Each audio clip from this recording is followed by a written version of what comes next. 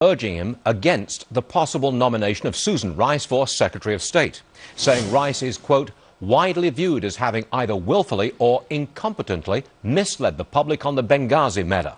Today, Democrat Congressman James Clyburn said the letter was full of racial code words. These are code words. We heard them during the campaign. During this recent campaign, we heard Senator Sununu calling our president lazy, incompetent. These kinds of terms that those of us, especially those of us who were born and raised in the South, we've been hearing these little words and phrases all of our lives, and we get insulted by them. Reaction now from one of the Republicans who signed that letter, Georgia Congressman Phil Gingrey. Congressman, does Representative Clyburn have a point? Because racist code words do exist, and to label someone as incompetent is traditionally a racist kind of approach to passing judgment on someone else. Do you think that Representative Clyburn has any kind of point at all here? I think he's got very little, if any, kind of point. Representative Clyburn is number 3 in the House leadership for the Democrats. He's a well-respected member. I like him very much. He's an educator. You know, he's a smart man, but no, the incompetence can be applicable to anybody, no matter what their gender or race or ethnicity or religion. So, I mean, he's grasping at straws there. Look, 100 of us, in fact, several members of the House Select Committee on Intelligence who were signatories to that letter that were authored by Jeff Duncan from South Carolina and Mike McCall from Texas. We don't want her being Secretary of State. And I agree with the context of the letter that basically says one of two things. Either she's incompetent or she was part of a cover-up. Now, I personally do not believe that Susan Rice is incompetent. She's a graduate of Stanford. She's a Rhodes Scholar.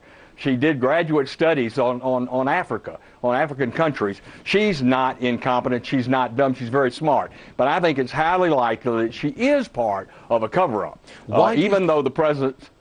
Okay, so you've got objective reasons for objecting to Susan Rice to become the next Secretary of State. You are purely objective, you believe, in your letter. Now, let me turn this around. Why do you think President Obama was considering Susan Rice to be Secretary of State? Why did her name pop up? Well, from what I've read, Stuart, they're very close, as he is very close, of course, to Eric Holder, the Attorney General. And these are people that he has great confidence in and friendship, and we can understand that. But, you know, she just, why did he put her out there if he says she knew nothing about Benghazi? Well, why you put her out there? Why don't you put out Hillary Clinton? Maybe she knew too much about Benghazi and refused to go out there and perjure herself on the Sunday morning talk shows. I think Susan Rice was on 5 different shows. I saw every one of them, Stuart. I heard her with my own ears. I know what she said. But clearly, we need to get to the bottom of this because, you know, is it James Clapper, the Director of National Intelligence, who said today he changed the memo, but apparently she didn't get the memo? I think that's highly unlikely. So we do not at this point know who changed the talking points that went from intelligence to Susan Rice, but were intercepted somewhere in between, and they turned up in a different set of talking points. We don't know who did that yet?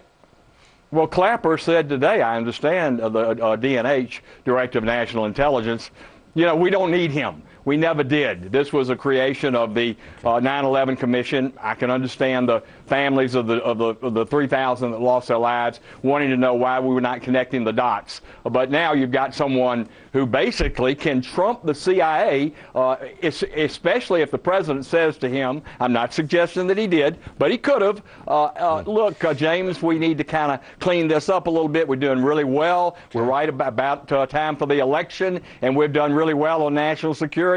And this could blow our cover. So let's change that around a little bit. Representative Phil Gingrey, Republican, Georgia. Thanks for joining us, sir. Thank you. Thank you, Stuart. Oh, forget spreading cheer. If you're flying home for the holidays, you could be spreading something else.